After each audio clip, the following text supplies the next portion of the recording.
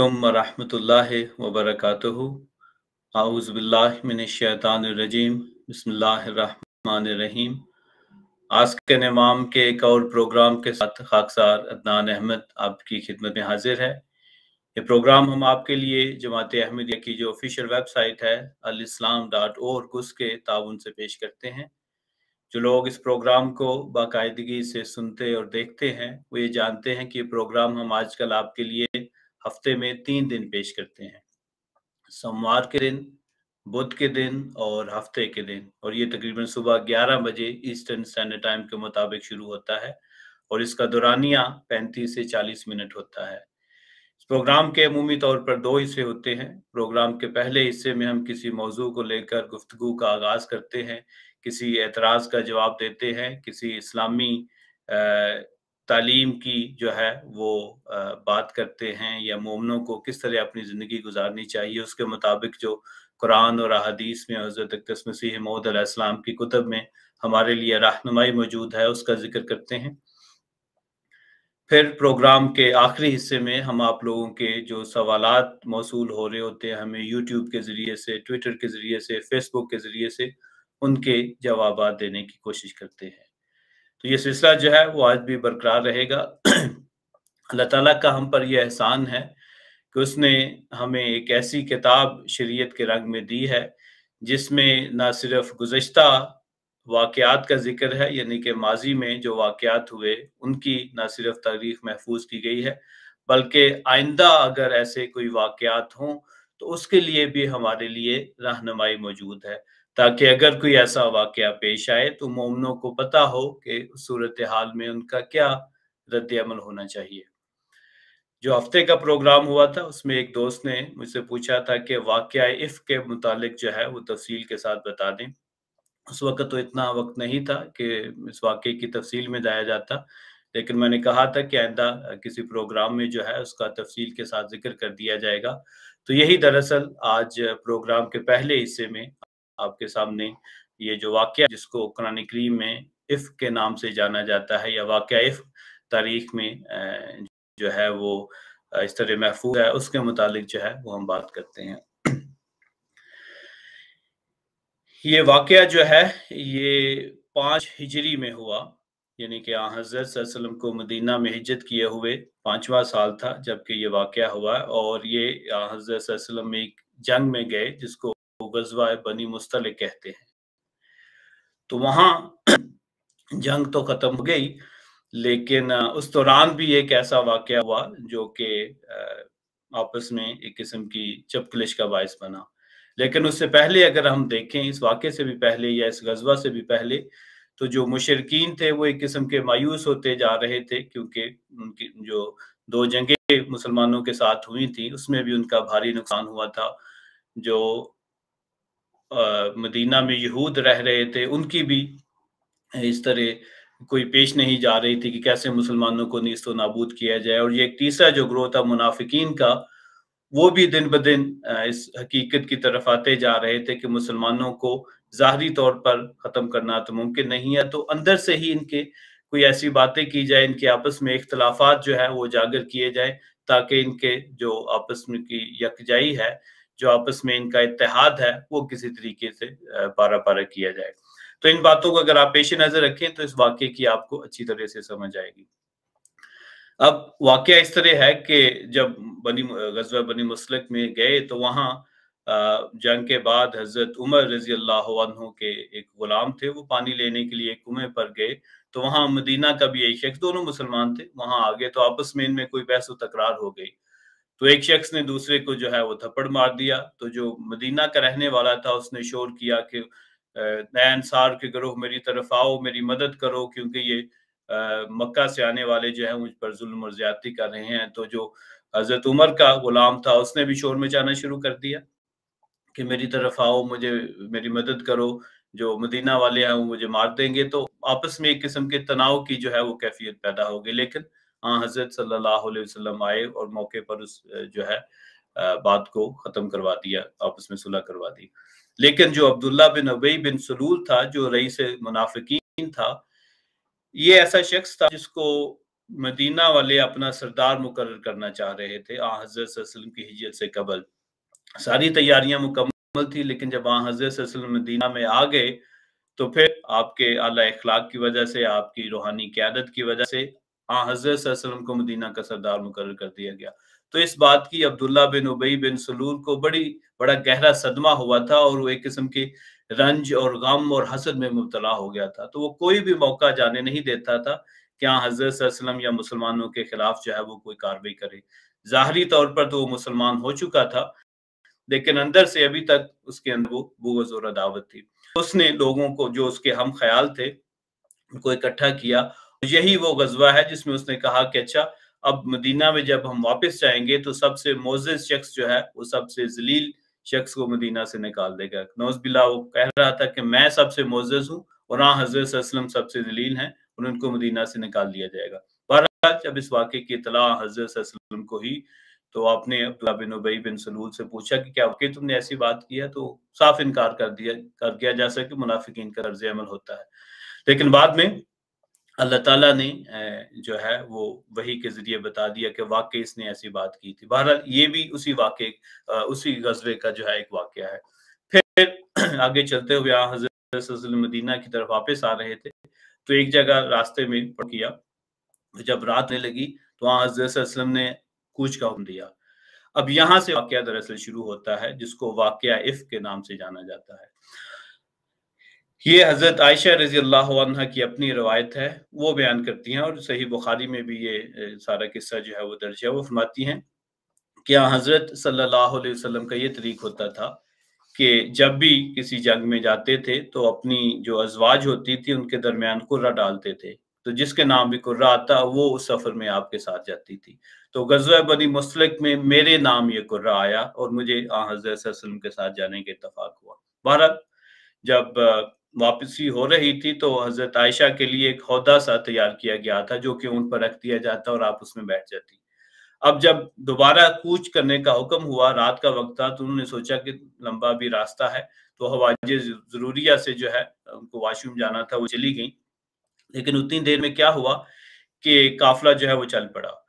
अब उस ज़माने में हज़रत आयशा का खुद जो है कौल है कि मेरी सेहत भी इतनी अच्छी नहीं होती थी, हल्के से वज़न की होती थी, तो जो हौदा उठा के ऊँट पे रखने वाले थे, उन्होंने महसूस ही ना किया कि मैं जो है वो उसमें नहीं बैठी हूँ और वैसे ही लश्कर जो है वो चल पड़ा।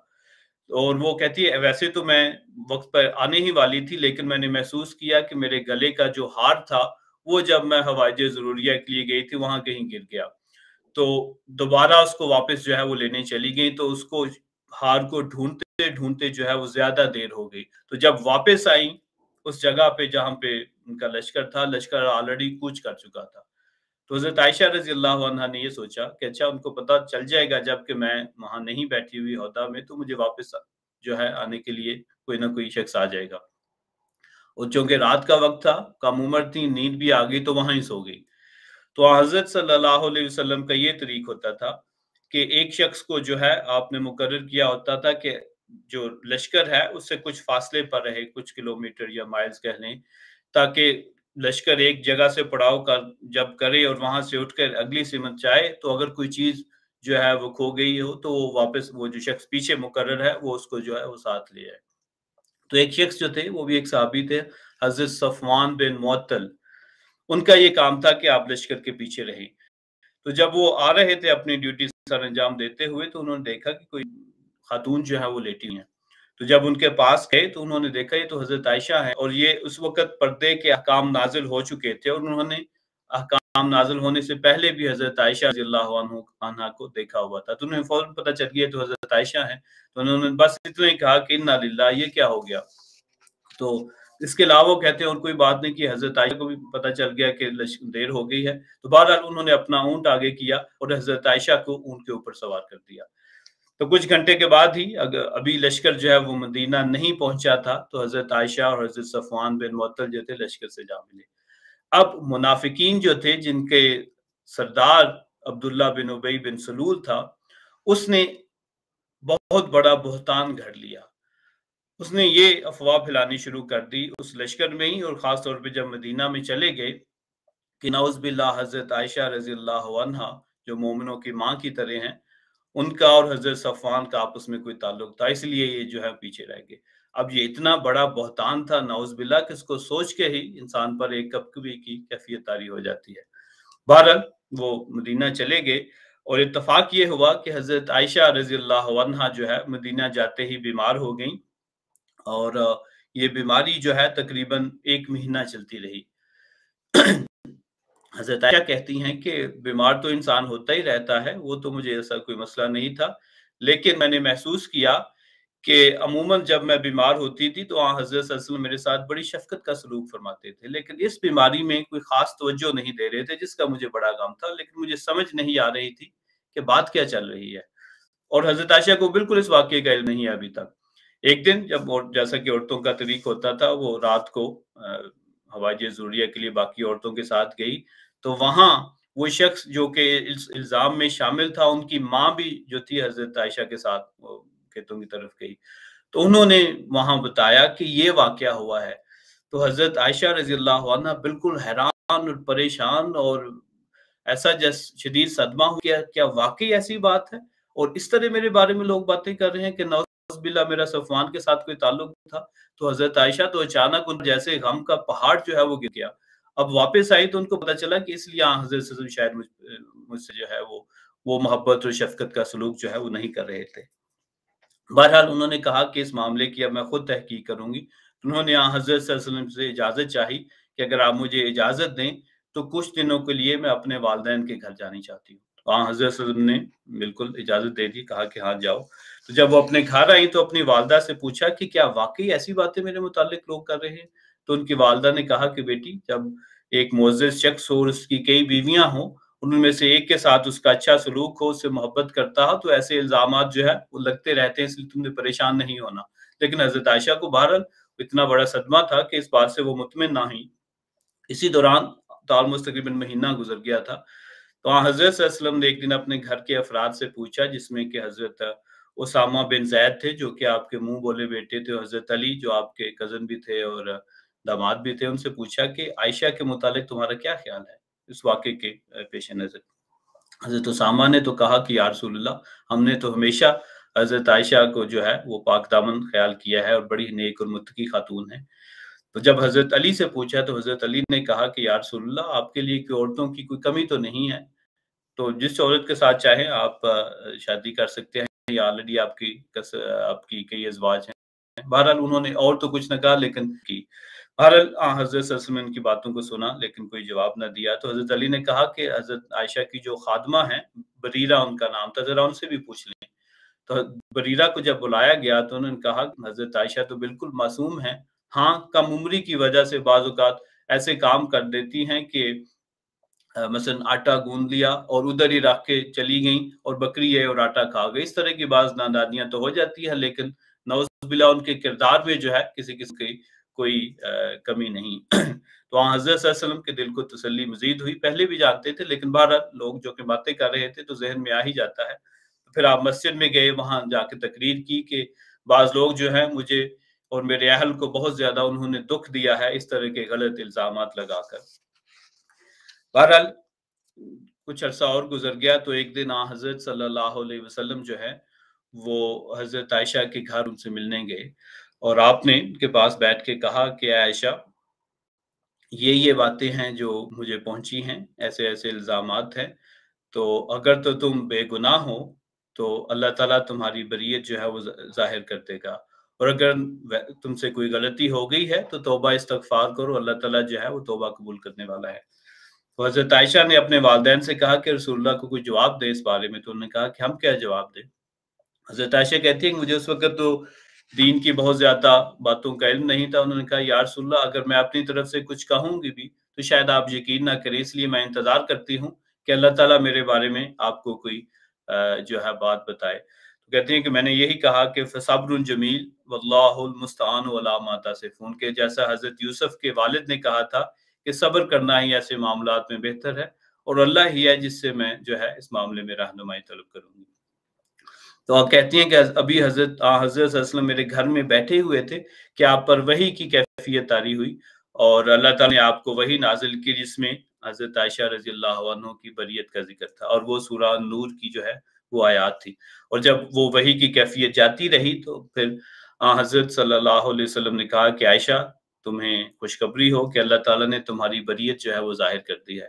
تو نیچرلی سارے گھر والوں کو ایک بڑا ہی آرام اور سکون اور تسلی ہوئی۔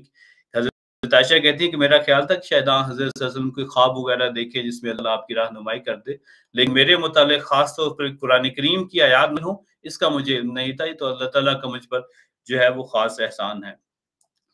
اب جو ہے اللہ تعالیٰ نے بریت تو ظاہر کر دی، جو منافقین تھے وہ بھی ظاہر ہو گئے، اور جو لوگ اس میں شامل تھے اس گناہ میں، اس الزام میں، اب ان کی باری تھی۔ ان میں ایک شخص جو ہے وہ مستہ بن اساس تھے۔ مستہ ایک غریب صحابی تھے، اور حضرت ابو بکر صدیق رضی اللہ عنہ ان کی مالی امداد بھی کر دیا کرتے تھے۔ تو جب واضح ہو گیا کہ وہ بھی اس جھوٹ میں شامل ہوئے ہیں، تو حضرت ابو بکر نے کہا کہ اب سے لے کر میں مستہ بن اساسہ کی بالکل کوئی مدد نہیں کروں گا۔ تو پھر دوبارہ خدا کی وحی نازل ہوئی کہ وہ لوگ جو صاحب حیثیت ہیں وہ ایسی قسمیں نہ کھایا کریں کہ کسی کی مدد نہیں کریں گے، بلکہ ان کو چاہیے کہ اللہ تعالیٰ کی مغفرت پر نظر رکھیں، کیونکہ خدا معاف کرنے والا ہے اگر وہ ایسے اچھے کام کرتے ہیں۔ تو پھر حضرت ابو بکر نے کہا اللہ تعالیٰ کا حکم آیا، اس لیے میں دوبارہ جو مستہ کی مدد کرتا تھا وہ بحال کرتا ہوں۔ اب جو اس فتنے کا بانی مبانی تھا وہ تو عبداللہ بن ابی بن سلول تھا۔ وہ تو سارے جانتے تھے کہ یہ منافق ہے، لیکن بعض ایسے صحابہ بھی اس میں شامل ہو گئے جو کہ بظاہر بڑا اعلیٰ مقام رکھتے تھے، اور لیکن بعض اوقات ایسا بھی ہوتا ہے کہ شر پسندوں اور منافقین کی باتوں میں سادہ لوگ آ جاتے ہیں۔ حضرت مستہ بھی ان میں سے ایک تھے، حالانکہ جنگ بدر میں شامل تھے۔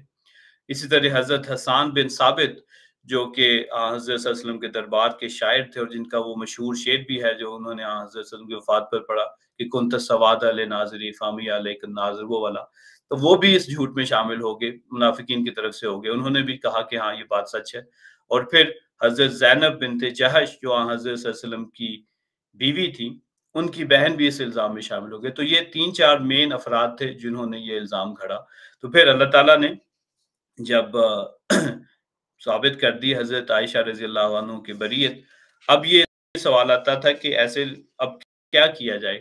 لوگوں نے بڑزیت دی۔ آپ سمجھ سکتے ہیں کہ خدا تعالیٰ کے جو نبی تھے ان کے متعلق، ان کے گھر والوں کے، ان کی بیوی کے متعلق ایسی بات کرنا یہ کوئی عام فعل نہیں تھا، اور کتنی اذیت آپ کو پہنچی ہے یہ تو آپ اس کا محض انسان تصور ہی کر سکتا ہے۔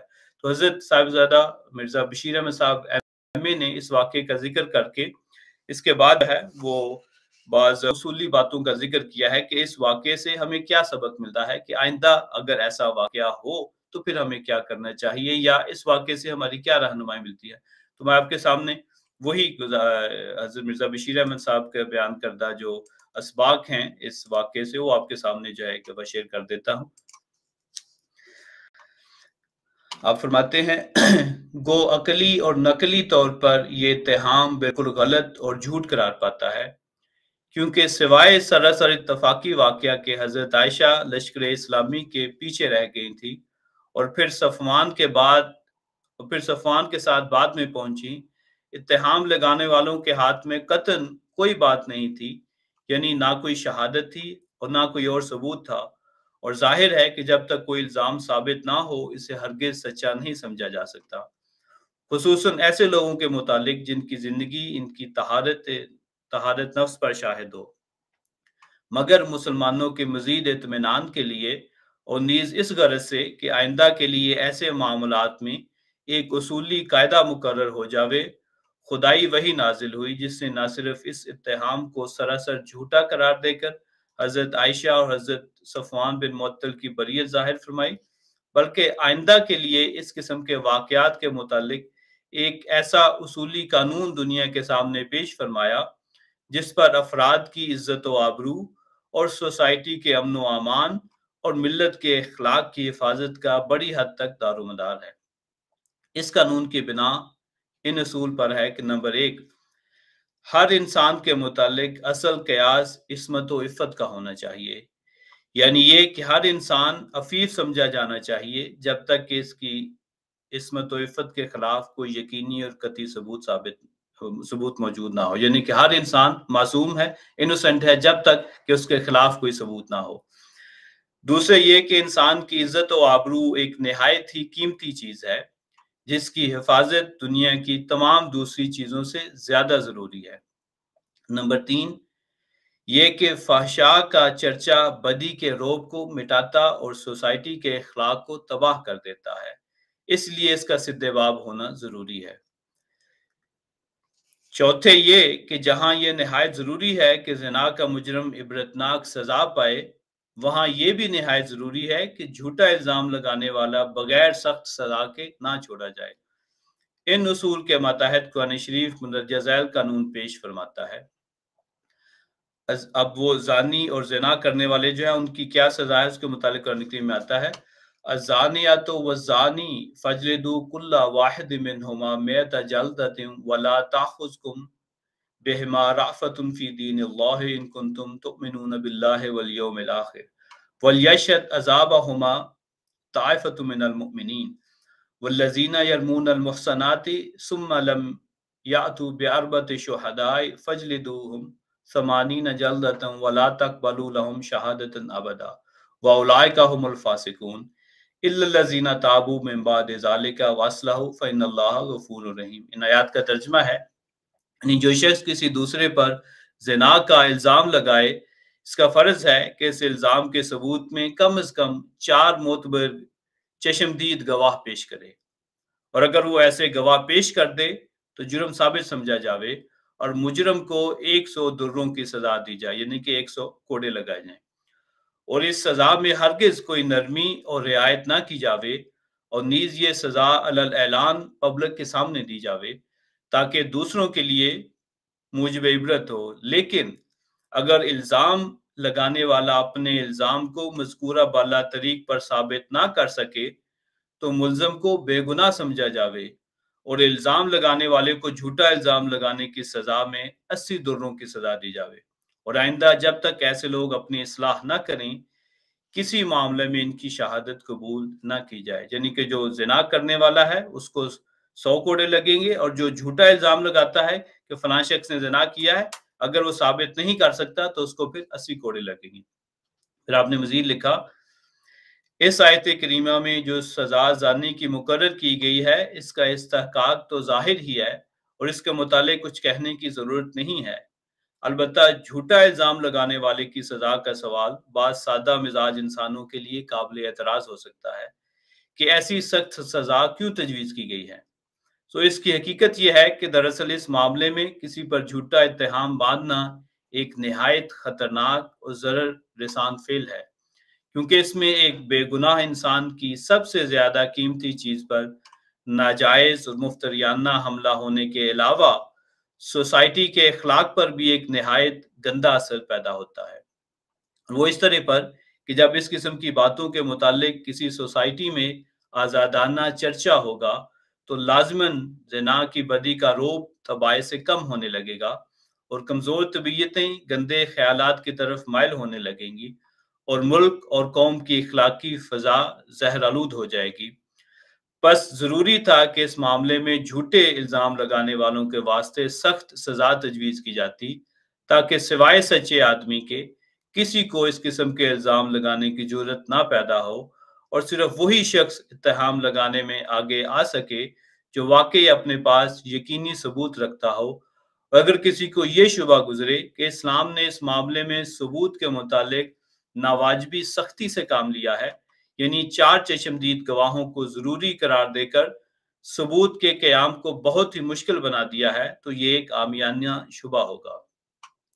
जब हर जुर्म के सबूत के लिए कोई ना कोई तसल्ली बख्श तरीके सबूत मुकर्रर किया जाना जरूरी होता है, तो फिर एक ऐसे इल्जाम के सबूत के लिए जिसमें इंसान की सबसे ज्यादा कीमती चीज पर हमला हो, इनके उसकी इज्जत पर, और जिसके गलत और झूठे इस्तेमाल से सोसाइटी के अमन व अमान और कौम के अखलाक व आदात पर एक सख्त, खतरनाक और गंदा असर पड़ता हो, एक नहायत ज़बरदस्त और यकीनी तरीक सबूत क्यों ना मुकर्रर किया जाता, खुसूसन जबकि दुनिया भर में कानून साजी का ये एक मुसल्लम उसूल है कि किसी बेगुनाह के मुजरम करार पाने से ये बहुत बेहतर है कि एक मुजरम बेगुनाह समझा जावे। तो ये वो बहस है जो हजरत साहिबजादा मिर्जा बशीर अहमद साहब MA ने اس موضوع کے متعلق اٹھائی ہے۔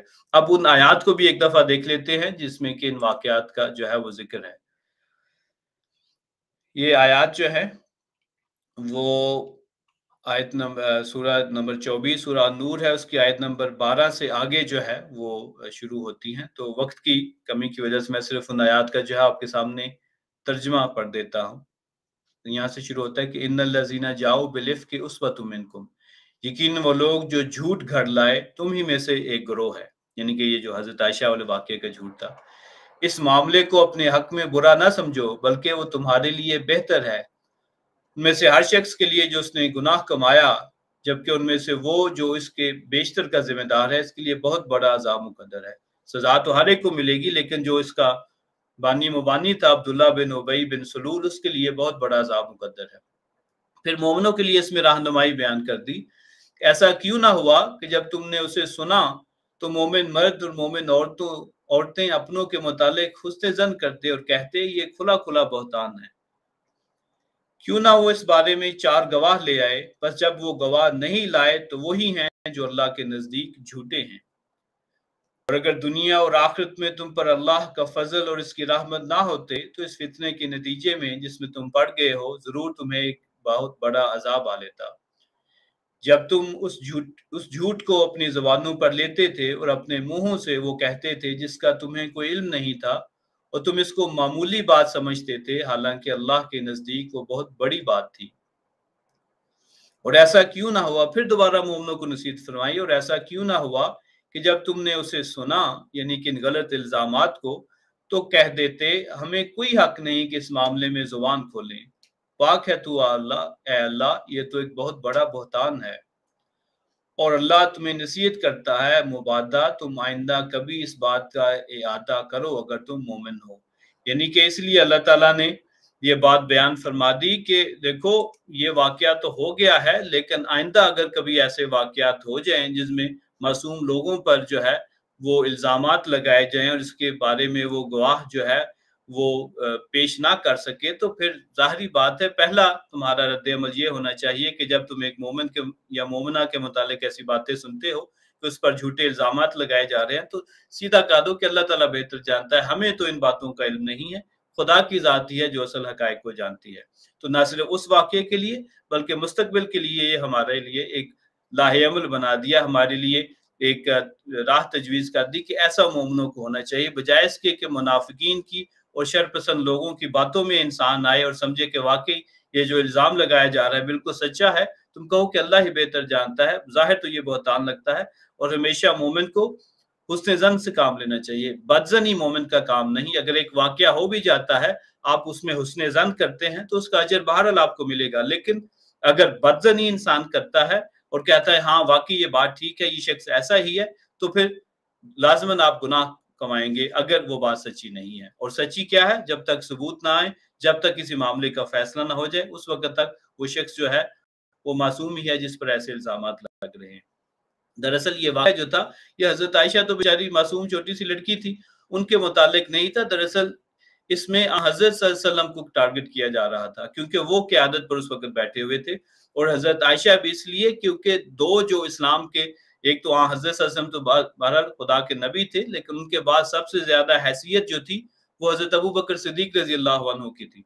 تو اس لیے منافقین نے ان دونوں کو ٹارگٹ کیا کہ قیادت پر یہی دو ہیں، اور حضرت صلی اللہ علیہ وسلم کے بعد اگر کوئی قیادت کا سب سے زیادہ حقدار ہے حضرت ابو بکر ہیں، اور حضرت صلی اللہ علیہ وسلم کے گھر میں بھی ہے ایسی شرانگیز باتیں پھیلائی جائیں، اور حضرت ابو بکر کی بیٹی کے متعلق بھی، تاکہ ایک ہی تیر سے انہوں نے چاہا کہ 2 شکار ہو جائیں، کیونکہ یہ دونوں جو ہے اسلام کے پلر تھے۔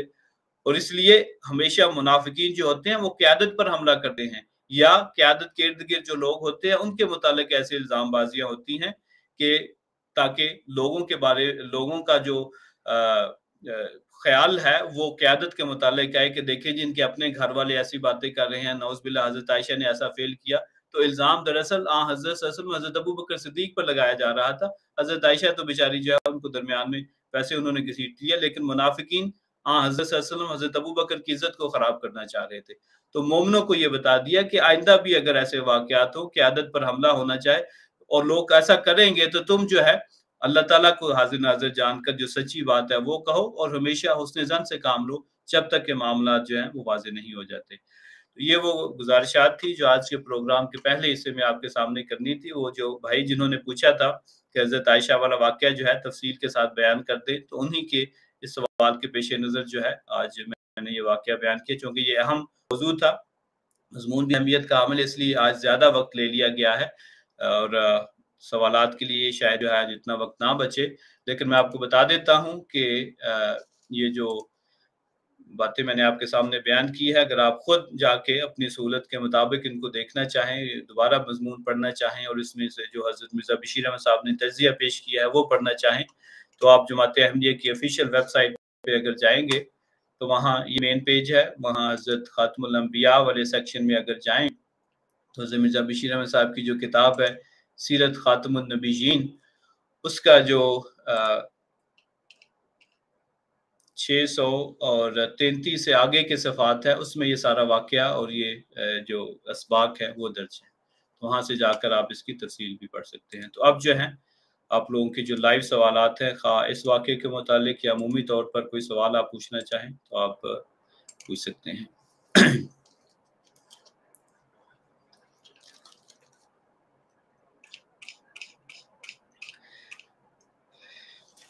तो कई लोगों ने अस्सलाम वालेकुम कहा है, मैं आप सबको वालेकुम अस्सलाम व रहमतुल्लाहि व बरकातहू कहता हूँ। आप सबका बहुत शुक्रिया कि आज के प्रोग्राम के लाइव हिस्से में आप हमारे साथ शामिल हुए हैं।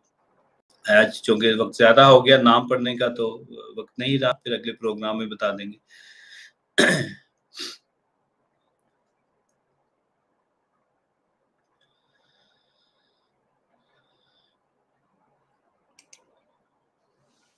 अच्छा, पहला सवाल ले लेते हैं। कहते हैं कि क्या स्लीव जैसी कोई डिज़ाइन ज्वेलरी एक अहमदी के लिए पहनना गलत बात है और गुनाह मिलता है अगर वो सिर्फ़ इसलिए पहने कि वो डिज़ाइन उसको पसंद है? बात ये है कि हाँ, हज़रत सल्लल्लाहु अलैहि वसल्लम ने एक हदीस में बयान फरमाया कि मन तशब्बह बिकौमिन फहुव मिनहुम, कि जो शख्स भी किसी कौम की बाज़ बातें अपना लेता है, उनकी तरह दिखना शुरू हो जाता है, फिर उन्हीं में शुमार होता है। तो सलीब जो है वो सिर्फ एक डिज़ाइन नहीं है, उसके साथ जो ईसाई कौम है वो उनका एक सिंबल बन चुका है। जैसे मुसलमानों के लिए चाँद और सितारा जो है वो सिंबल बन चुका है, मीनार सिंबल बन चुका है। इसीलिए ईसाइयों के लिए सिंबल जो है वो क्रॉस बन चुका है और क्रॉस जो पहनते हैं उसका यही मतलब होता है कि हज़रत ईसा अलैहिस्सलाम ने सलीब पर चढ़कर हमारे गुनाहों के लिए जो है वो मौत कबूल की और अब हमारे लिए वो कफ़ारा बन गए। तो ये तरीका ही सारा जो है वो उस वाक़ये की निशानदही करता है। तो मेरे नज़दीक तो ऐसी कोई चीज़ नहीं पहनना चाहिए जिससे लोगों को तासुर मिले कि शायद आप भी जो हैं वो ईसाई अक़ीदा रखते हैं। बहुत सारे डिज़ाइन हैं, आप बाकी किसी डिज़ाइन को पहन लें।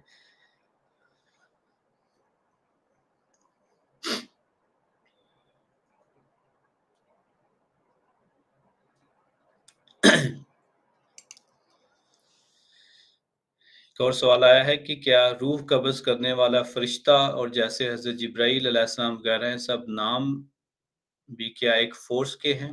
बात ये है कि हर फ़रिश्ते का अल्लाह ताला ने एक काम मुकर्रर किया है। उनके ज़िम्मे वो काम है जो उन्होंने करना है। मसलन हज़रत जिब्राईल अलैहिस्सलाम के ज़िम्मे ये काम है कि उन्होंने खुदा की वही लेकर आनी है। जो मौत के फ़रिश्ते हैं, उनके ज़िम्मे ये काम है कि इंसान की रूह को कब्ज़ करना है। तो उनका अपना एक वजूद भी है, लेकिन वो ज़ाहिरी वजूद नहीं, जैसा कि मेरा या आपका या इंसानों का होता है, वो रूहानी वजूद है, इसलिए उनको हम देख तो नहीं सकते। तो जैसे रूह भी जो है, वो रूह है, वो जिस्म के अंदर से निकलती है। तो जो भी अल्लाह ताला ने वो तरीका मुकर्रर किया है, जब मौत का फ़रिश्ता आता है, तो वो रूह को जो है, वो कब्ज़ करके जो है, वो ले जाता है। तो इस लिहाज़ से बहरहाल ऐसे फ़रिश्तों का जो है, वो ज़ाहिरी एक रूहानी वजूद है, ज़ाहिरी तो नहीं जैसे जिस्म है, लेकिन रूहानी वजूद है और वो उसके तहत ही वो काम अंजाम देते हैं जो कि अल्लाह ताला ने उनके ज़िम्मे मुकर्रर किए हैं। अच्छा, अगला सवाल आयशा ख्वाजा साहबा का है, क्या सफ़र में तहज्जुद हो सकती है? बिल्कुल हो सकती है, अगर आप पढ़ना चाहें तो ये एक नफ़ली इबादत है, तो आप पढ़ना चाहें तो पढ़ सकते हैं, इसमें कोई हर्ज नहीं।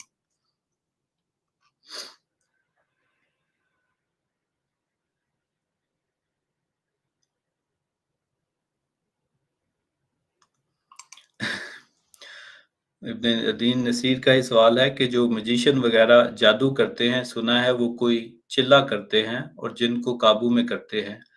आपका क्या कहना है इस बारे में? हमारा तो ऐसा कोई मौक़िफ़ नहीं है कि कोई ऐसे जिन हैं उर्फ़े आम वाले जो कि इंसान पर चढ़ जाते हैं और फिर ऐसे चिल्ला करने वाले उन जिनों को जो है वो काबू करते हैं। ये महज़ उन्होंने अपनी एक जालसाज़ी बनाई हुई है, मासूम लोगों को जिनको इतना इल्म नहीं होता उनको बहकावे दे देते हैं, कहते हैं हम तुम्हारा जिन निकाल देंगे। बाज़ औक़ात लोगों को कोई बीमारियाँ जो है वो लाहिक हो जाती हैं और वो समझते हैं कि अच्छा उन पर किसी जिन ने काबू कर लिया। ऐसे लोगों को जो माहिर अमराज़ है उनसे राब्ता करना चाहिए, ना कि ऐसे चिल्ला करने वालों के पास जो है वो जाना चाहिए। तो ऐसे कोई जिन नहीं है जो इंसान को नुकसान पहुँचा सकते हैं। तो इसके मुतालिक खाक साहब ने एक तफ़सीली प्रोग्राम किया था कि कुरान और हदीस में बयान जो जिन्नात हैं, उनकी क्या हकीकत है। तो मैं आपको मशवरा दूँगा कि अगर आप हमारी प्लेलिस्ट में जाएँ तो वो वाला थंबनेल देख लें, उसमें तफ़सील के साथ, हवालाजात के साथ कुरान और हदीस में बयान जो जिन्नात हैं, उनका क्या तसव्वुर है वो बयान किया गया था। तो वहाँ से आपको मज़ीद तफ़सील मिल जाएगी।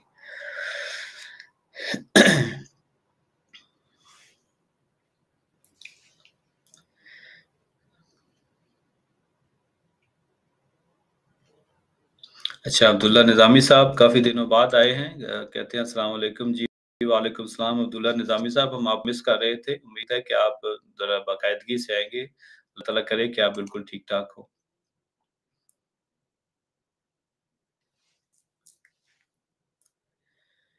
कहते हैं कि क्या अपनी बर्थडे पर किसी को कुछ खिला देना एज़ ए ट्रीट जिसे कहते हैं लाओ हाँ जी, बिल्कुल आप खिला सकते हैं अपने अज़ीज़ अक़ारिब, दोस्तों वग़ैरह के साथ अगर आप कोई ऐसी दावत का एहतमाम करते हैं, तो उसमें कोई हर्ज नहीं है। इन्हीं का सवाल है कि घर में जो है वो कैट्स या डॉग रखे जा सकते हैं। बात ये है कि बिल्ली वग़ैरह तो रखी जा सकती है, लेकिन जो कुत्ते हैं, उनके लिए थोड़ा एहतियात से काम लेना चाहिए। उनके लिए बाहर जो है आप उनके लिए कोई जगह तजवीज़ कर दें ताकि कोई भी जानवर हो, ये बात ज़हन में रखें कि ऐसे इधर-उधर फिरते ना रहें, कभी आपके किचन में जा रहे हैं, कभी आपके बिस्तर पे बैठे हुए हैं, कभी आपके सोफ़ों पे बैठे हुए हैं, तो एहतियात का बहरहाल पहलू आपने ज़हन में रखना है कि उनके लिए एक जगह मुकर्रर की जाए, उनके लिए खाने वगैरह का वहाँ इंतज़ाम किया जाए। ऐसे जो है उनको आज़ाद नहीं होना चाहिए कि जहाँ उनकी जी चाहे नमाज़ वगैरह पढ़नी होती है, तो जानवर तो जो होते हैं वो बाहर जाते हैं, बाज़ औक़ात गंदे पाँव वगैरह लेकर आते हैं और आपके जाए नमाज़ पर अगर आएँ, आपके बिस्तर पे जाएँ, तो वो वैसे ही गंदगी के खिलाफ है। लेकिन अगर कोई पूरी एहतियात करता है, उनके लिए मख़सूस जगह रखी हुई हैं, तो फिर जो है ऐसे जानवरों को रखा जा सकता है।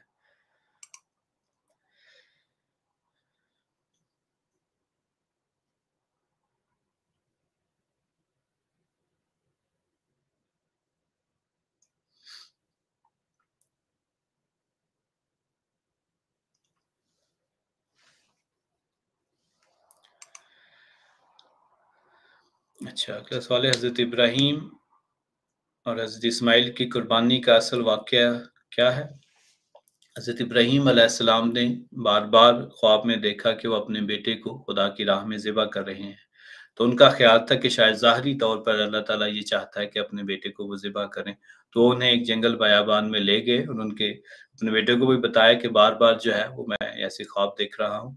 तो हज़रत इस्माईल अलैहिस्सलाम की चूँकि तरबियत आपने इस रंग में की थी कि खुदाई अहकामात पर वो भी लब्बैक कहते थे। तो उन्होंने कहा कि ऐ मेरे वालिद, अगर अल्लाह ताला का यही मंशा है तो आप वही करें, जिसको हुक्म दिया गया है। आप ज़रूर मुझे सब्र करने वालों में से पाएँगे।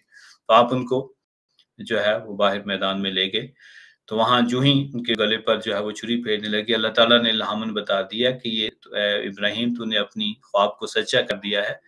हमारा मंशा बेटे को ज़िबह करवाना नहीं था, लेकिन दरअसल बाद में उसकी ये ताबीर ज़ाहिर हुई कि अल्लाह ताला ये चाहता था कि इनको मक्का की गैर आबाद वादी में जाकर जो है वो रखा जाए ताकि उनके ज़रिए से मक्का दोबारा आबाद हो और फिर उनके ज़रिए से नस्लें आगे चलें। और चूँकि हज़रत इस्माईल की नस्ल में ही यहाँ हज़रत सल्लल्लाहु अलैहि वसल्लम ने पैदा होना था, इसलिए ज़रूरी था कि उस जगह आप जाते, मक्का को दोबारा आबाद करते और फिर जो है वहाँ से एक नस्ल का सिलसिला शुरू होता।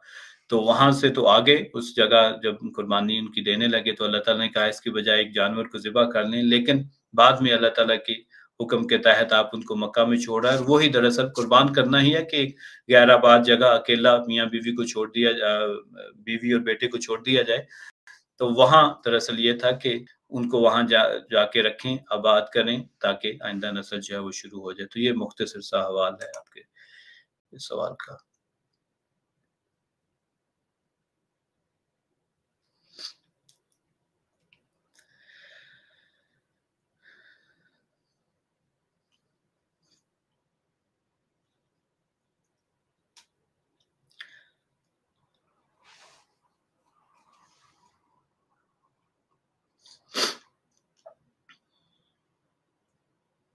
कहते हैं क्या हज़रत सल्लल्लाहु अलैहि वसल्लम से पहले भी अल्लाह का नाम मौजूद था? जी बिल्कुल, अल्लाह ताला का नाम जो है पहले भी लोग जानते थे।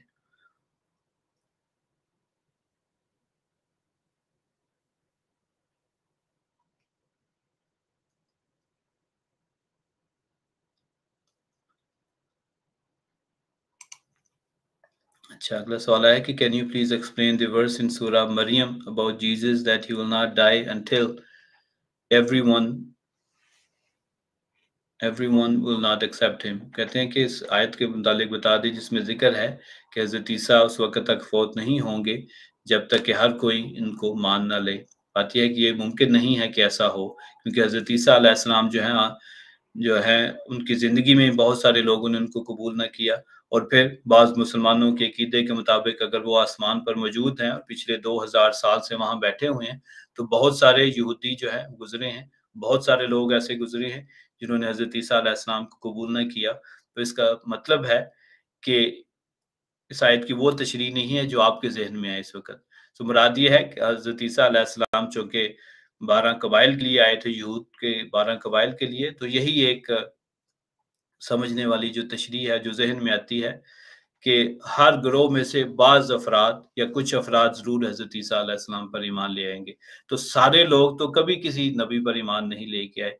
सबसे बड़ा कोई नबी जो था, सबसे ज़्यादा इज़्ज़त और मर्तबे वाला, सबसे ज़्यादा शान वाला, सबसे ज़्यादा क़ुव्वत कुदसिया वाला, वो तो वहाँ हज़रत सल्लल्लाहु अलैहि वसल्लम ही थे। लेकिन बावजूद आपकी ख्वाहिश थी कि सारे लोग मुसलमान हो जाएँ, फिर भी ना हुए, ना आपकी ज़िंदगी में, ना आपके बाद, ना क़यामत तक होंगे। तो अगर हज़रत सल्लल्लाहु अलैहि वसल्लम कोई ऐसा मौजज़ा ना कर सके, तो हज़रत ईसा अलैहिस्सलाम कैसे वो मौजज़ा कर सकते हैं? तो इसकी यही एक तौजीह ज़हन में आती है कि मुराद ये थी कि वो जो 12 कबाइल में थे, उनमें से हर कबीले के बाज़ अफ़राद ज़रूर हज़रत ईसा अलैहिस्सलाम पर जो है, वो ईमान ले आएँगे। वरना ये दुरुस्त नहीं है कि हज़रत ईसा पर हर एक शख्स जो है, वो ईमान लेके आएगा, क्योंकि ये वाक़यात के खिलाफ है।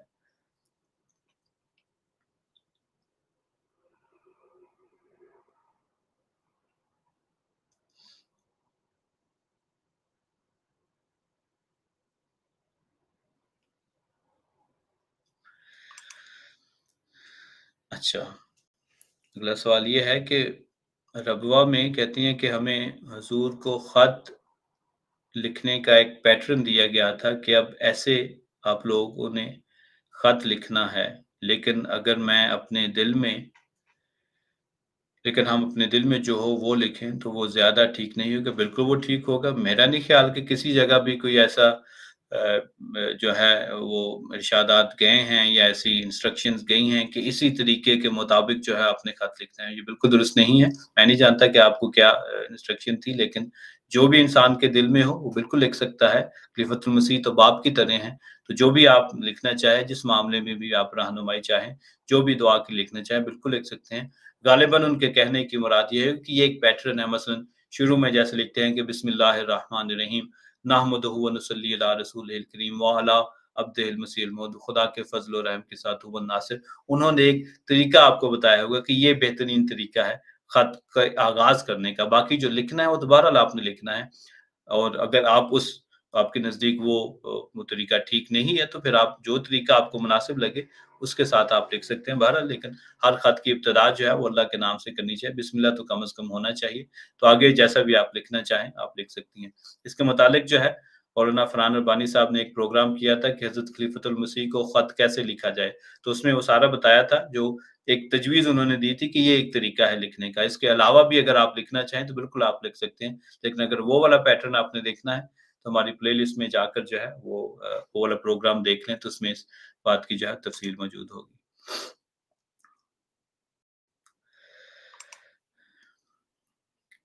अच्छा, अगला सवाल ये है कि क्या क्रिप्टो करेंसी हलाल है? इसके मुतालिक जमात की तरफ से एक सर्कुलर हमें मौसूल हुआ था, जिसमें कहा गया था कि क्रिप्टो करेंसीज जो हैं इसमें अभी बहुत सारे मामलात जो है वो मुश्तबे हैं। पता नहीं आता कि कौन इसमें इन्वेस्ट कर रहा है, कैसे अचानक ही एक दिन जो है प्राइस बहुत ज़्यादा चली जाती है ऊपर, अगले दिन ही जो है कई हज़ार डॉलर जो है इसके नीचे चली जाती है। तो अगर आप बिटकॉइन मसलन देखें तो एक वक़्त था कि उसकी कीमत 67,000 एक बिटकॉइन की वैल्यू चली गई थी, लेकिन अचानक फिर नीचे आई और 33-34 हज़ार तक आ गई।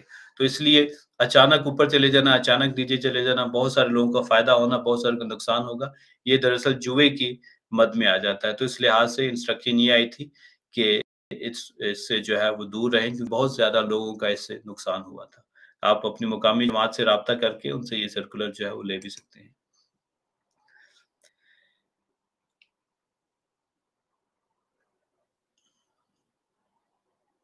सवाल है क्या सोने से वज़ू टूट जाता है? अगर कोई गहरी नींद में चला गया मसलन आप लेट जाते हैं तो ज़ाहिर-सी बात है वज़ू जो है वो टूट जाएगा, फिर दोबारा आपको वज़ू जो है वो बहाल करना पड़ेगा।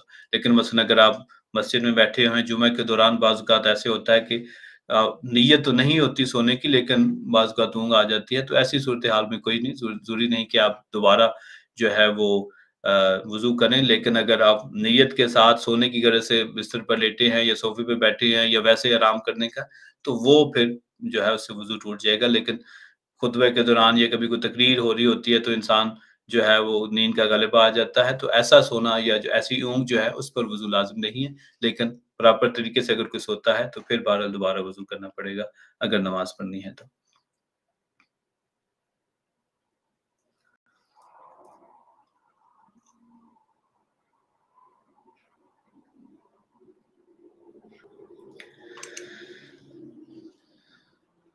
सवाल ये है कि जुमा की नमाज की 2 सुन्नत रकत लाज़मी हैं, अगर एक इंसान जुमे की फ़र्ज़ नमाज के वक़्त मस्जिद पहुँचे और बाद में असर की नमाज जमा हो, तो ऐसे में सुन्नत रकत की अदायगी का क्या हुक्म है? फिर आप सुन्नत नहीं पढ़ेंगे। अगर ऐसे वक़्त में पहुँचे हैं, जबकि जुमा की नमाज शुरू हो गई है, तो फिर बहरहाल नमाज के साथ शामिल होना है और फिर अगर असर भी हो जाती है, तो असर के बाद तो बहरहाल कोई सुन्नतें या नफ़ल नहीं पढ़ते।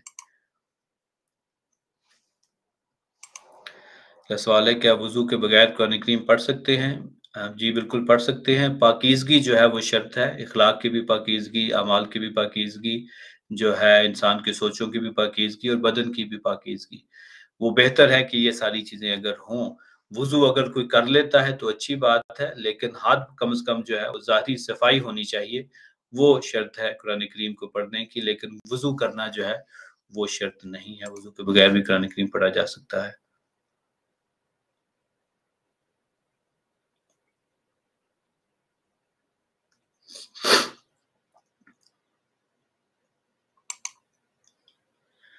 अगला सवाल ये है कि नमाज़ ना भी पढ़नी हो मगर सारा दिन वज़ू किए रखना क्या सवाब देता है? जी, बिल्कुल सवाब देता है। वज़ू भी एक नेक अमल है, तो अगर इंसान वज़ू रखता है, किसी वजह से अगर उसने नमाज़ नहीं पढ़नी, मसलन औरतों के मखसूस अय्याम होते हैं, तो अगर वो वज़ू कर लेती हैं, तो बहरहाल अल्लाह ताला जो है वो अजर देने वाला है।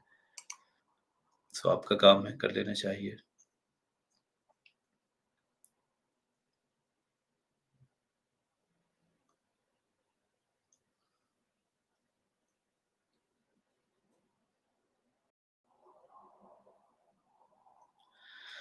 अच्छा, टाइम तो आज ज़्यादा हो गया है 48 मिनट्स जो कि पहले हिस्से में आज ज़्यादा वक़्त लग गया था इसलिए मैं कोशिश कर रहा हूँ कि और सवाल जो है वो पास देख लूँ, ताकि ज़्यादा से ज़्यादा सवालात को ले सकें।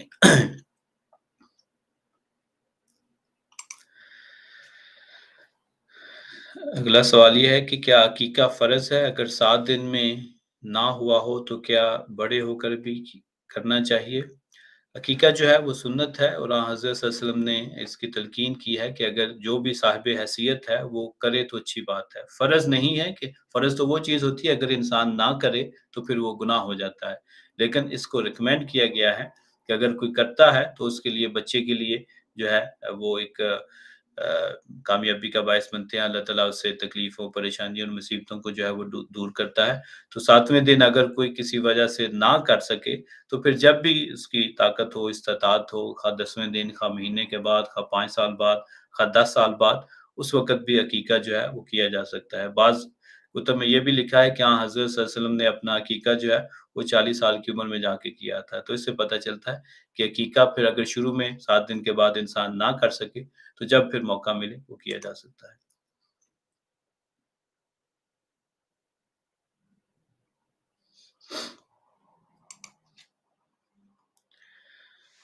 ख़ाक़ान महमूद साहब का सवाल है कि हज़रत सल्लल्लाहु अलैहि वसल्लम ने हज़रत आयशा से शक की वजह से बात करना छोड़ी। क्या आम इंसान को भी ऐसा ही करना चाहिए? नहीं, हज़रत सल्लल्लाहु अलैहि वसल्लम ने बात करनी तो नहीं छोड़ी थी। ये तो कहीं नहीं लिखा रवायात में कि आपने बात करनी बंद कर दी थी। हज़रत आयशा कहती हैं कि वैसे जैसे पहले प्यार और मोहब्बत और शफ़क़त का सलूक हज़रत सल्लल्लाहु अलैहि वसल्लम मेरे साथ फ़रमाते थे, जब मैं कभी बीमार होती तो वैसा सलूक आप नहीं किया करते थे, वरना हाल-अहवाल तो हज़रत आयशा खुद बताती हैं कि मुझसे पूछा करते थे। तो इसलिए ये तासुर गलत है कि हज़रत सल्लल्लाहु अलैहि वसल्लम ने हज़रत आयशा से बात करना ही तर्क कर दिया था, ये दुरुस्त नहीं है।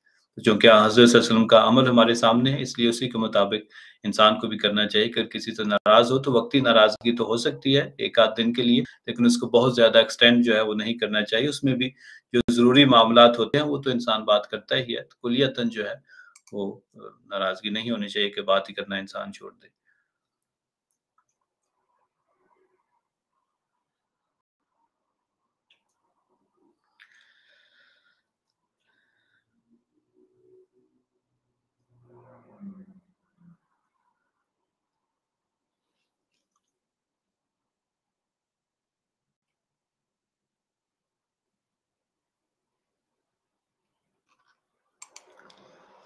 सवाल ये है कि किस हद तक कोई गरीब लोग सदका का अहल है? बात ये है कि अगर कोई शख्स इस बात का तकाज़ा करता है कि मैं ज़रूरतमंद हूँ, मेरी मदद की जाए, तो किसी से सवाल करना कोई आसान काम नहीं है। अगर कोई आपसे कह देता है कि मैं मजबूर हूँ, मुझे मदद की ज़रूरत है, तो फिर आप उसकी मदद कर दें अगर आपके पास वो वसाइल मौजूद हैं। इस बात की टोह में ना जाएँ कि अच्छा वाक़ई ये बात इंसान सच कह रहा है या झूठ कह रहा है, मैं पहले पता करूँगा कि इसके वाक़ई ऐसे हालात हैं या नहीं। इंसान अगर आप किसी ने सवाल कर लिया है आपके साथ तो आप उसको दे दें। आपको आपकी नीयत का और सदका देने का सवाब होगा। बहुत ज़्यादा गहराई में और टोह में नहीं जाना चाहिए कि अच्छा वाक़ई ये शख्स सदका का मुस्तहिक है कि नहीं। आपने अल्लाह ताला की रज़ा को जो है वो पेश नज़र रख कर सदका देना है। और इसलिए जो कहता है मुझे सदका चाहिए आप उसको दे दें। और बाज़ औक़ात कई ऐसे सफ़ेदपोश भी होते हैं जो है लोगों से सवाल नहीं करेंगे, तो आप खुद उनकी हालत को देखकर उनकी मदद कर सकते हैं।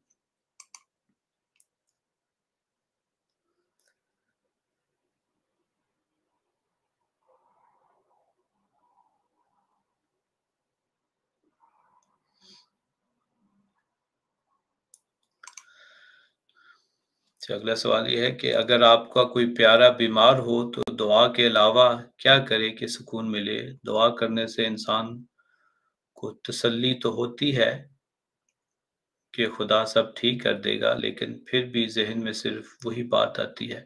दुआ ही सबसे बेहतरीन ऐसे सूरत-ए-हाल में वो काम है जो इंसान कर सकता है। फिर कुछ सदका खैरात भी किया जा सकता है। इसी तरह जो कोई गरीब-गुरबा हों, उनकी मदद भी की जा सकती है। कोई ऐसी जगह कोई ऐसा नेक काम उनके नाम पे किया जा सकता है, मसलन कहीं कुआँ जो है वो खुदवा दिया जाए, नलका लगवा दिया जाए, कोई ऐसा काम जिससे मखलूक खुदा का जो है वो फ़ायदा हो। कोई गरीब की शादी है किसी बच्ची की, उसको ज़रूरत के मुताबिक कपड़े या दूसरा सामान दे दिया जाए। तो कोई भी काम आप खुदा की रज़ा के लिए, उसकी मखलूक की मदद के लिए करते हैं, उससे भी आपको जो है वो तसल्ली होगी। किसी भी और बीमार है उसका इलाज करवा दें, इससे भी फ़ायदा होगा। किसी ज़रूरतमंद की ज़रूरत पूरी कर दें, इससे भी दिल को तसल्ली होगी।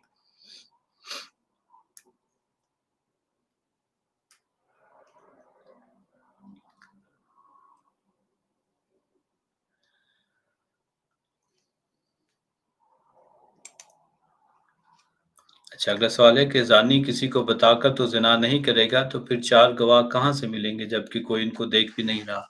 बात ये है 4 गवाह की शर्त इसलिए भी रखी, कड़ी शर्त, जैसा कि हज़रत मिर्ज़ा बशीर अहमद साहब का मैंने हवाला पढ़ा, ताकि बेजा किसी पर झूठे इल्ज़ाम ना लगाए जाएँ। तो अगर इत्तफ़ाक़न मसलन किसी जगह से जा रहे हैं और वो ऐसी चीखो-पुकार सुनते हैं, कोई ऐसे लोग जा रहे हैं, वो गुज़र रहे हैं, वो देखते हैं कि किसी के साथ कोई ज़्यादती हो रही है, ऐसी सूरत-ए-हाल में गवाह हो सकते हैं। लेकिन अगर ठीक है आपकी बात, हर जगह ऐसा मुमकिन नहीं होता, तो फिर बाकी शवाहिद को देखा जाएगा।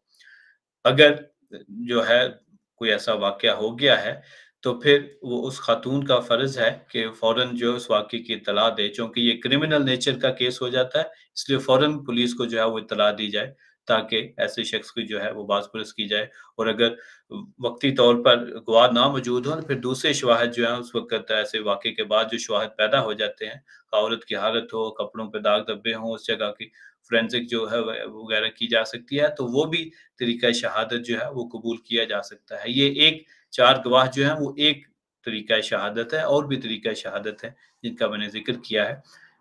उस जगह में जो शवाहिद इकट्ठे हों, जो अगर फ़ौरन इत्तला दे दी जाए, तो पुलिस वगैरह वहाँ आकर उस बात को देखेगी, उन शवाहिद का जायज़ा लेगी, उस पे भी ज़ानी जो है वो उसकी पकड़ हो सकती है।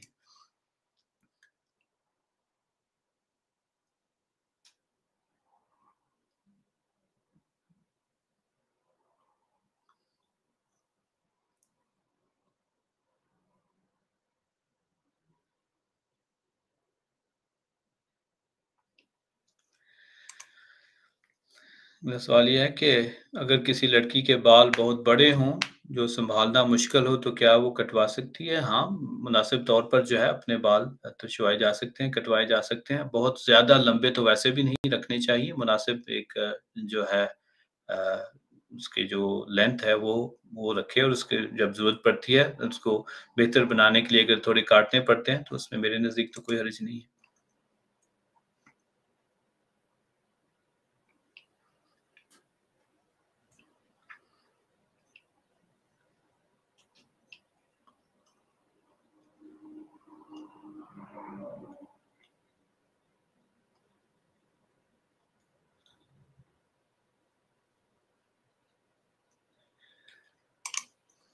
वही इसी के मुतालिक कहती हैं कि अगर सबूत के साथ ज़ानी के बारे में मालूम हो, तो क्या खामोश रह सकते हैं? नहीं, बिल्कुल खामोश क्यों रहना है? आप जो है उसको जो भी अथॉरिटीज़ हैं जो इस केस को डील कर रही हैं, उन तक जो है इस बात को पहुँचाएँ कि वाक़ई मेरे पास ऐसा सबूत है जो इस मामले को हल करने में मदद देगा। तो बिल्कुल उस सूरत-ए-हाल में जो गवाहान हैं, यही तो बात है, वो गवाह हैं आप। एक तो ज़ाहिरी गवाह हैं जिन्होंने आँखों से वो फ़ेल होते देखा है। एक कोई दूसरा भी गवाह हो सकता है, मसलन कोई सीसीटीवी वीडियो है आपके पास, या कोई भी शवाहिद हो, तो ऐसी सूरत-ए-हाल में जो शख्स जानता है कि ऐसा मुकदमा चल रहा है, उसके पास अगर कोई ऐसे सबूत हैं, जो कि उस केस को हल करने में जो है मददगार साबित होंगे, तो ज़रूर ऐसे शख्स को जो है वो सबूत पेश करने चाहिए।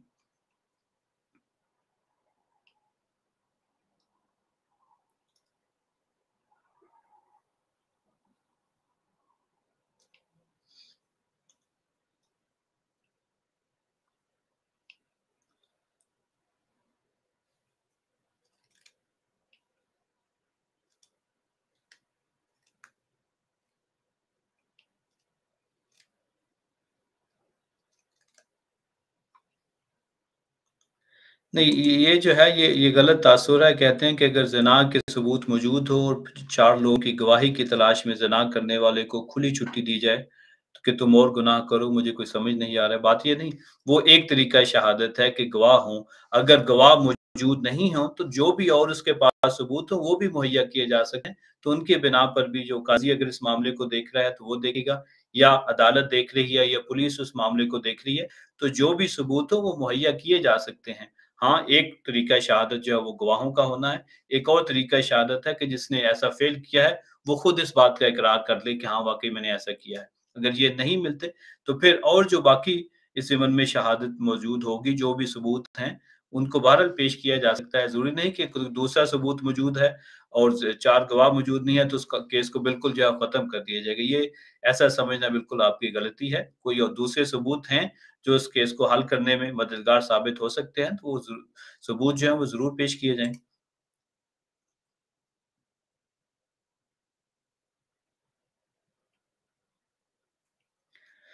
सवाल आया है कि क्या एक अहमदी औरत as a job counselling centre खोल सकती है? जी, हर एक ऐसी जॉब की जा सकती है जिसमें आप पर्दे के साथ जो है अपना काम कर सकें। ऐसा काम करने में या सेंटर खोलने में कोई हर्ज नहीं है।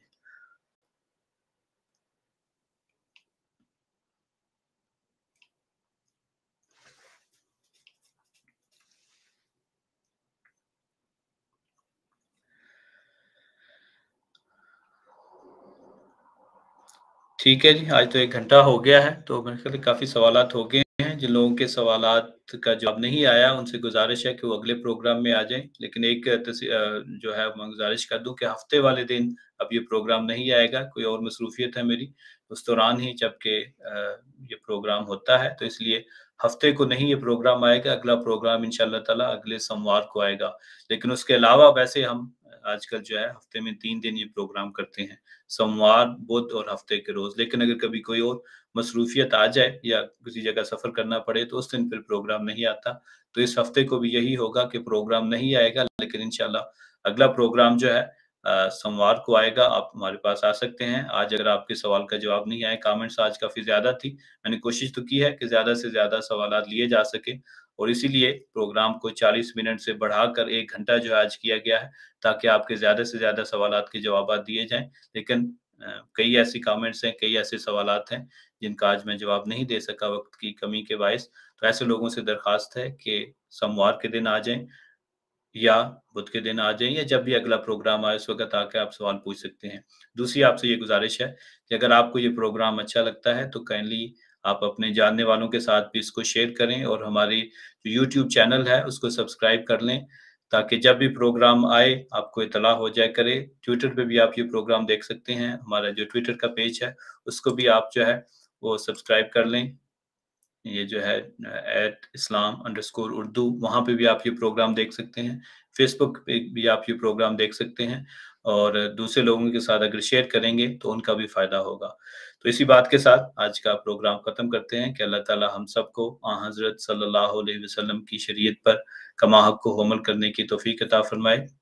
और जैसे कि प्रोग्राम के शुरू में ज़िक्र किया था, गलत अफ़वाहों और बदज़नियों से इंसान बचे, क्योंकि एक मोमिन का काम है कि जिस चीज़ का उसको इल्म नहीं है उसके मुतालिक कह दे कि मुझे इस बात का इल्म नहीं है। और अगर मोमिन मर्दों या मोमिन औरतों पर झूठे ऐसे इल्ज़ामात लगाए जाएँ जिसको आपको कोई इल्म नहीं है, तो इस बारे में इंतज़ार बेहतर है जब तक कि हकीकत हाल वाज़ेह ना हो जाए। अगर आपने बदज़नी कर दी, अगर आपने ये सोच लिया कि फलाँ शख्स जो है वो वाक़ई गुनहगार है और ऐसा ना हुआ, तो फिर बहरहाल आप खुदा ताला के नज़दीक काबिल मुआख़ज़ा हैं। लेकिन अगर आप हुस्न ज़न करते हैं तो फिर अल्लाह ताला आपको इस बात का अजर देगा। तो जैसे जब भी कभी कोई ऐसे मामलात हों जिसमें 2 चॉइसेस हों, एक हुस्न ज़न की, एक बदज़नी की, तो मोमिन का यही काम है, मोमिना का यही काम है कि हुस्न ज़न से काम ले और अल्लाह ताला पे मामलात जो है वो छोड़ दें। फिर जब हकीकत हाल वाज़ेह हो जाएगी तो सब लोग जो हैं वो देख लेंगे।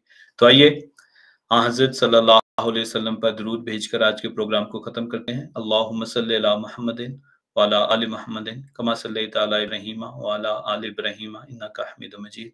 अल्लाहुम्मा बारिक अला मुहम्मदिन व अला आलि मुहम्मदिन कमा बारकता अला इब्राहीम व अला आलि इब्राहीम इन्नका हमीदुम मजीद। अस्सलामु अलैकुम व रहमतुल्लाहि व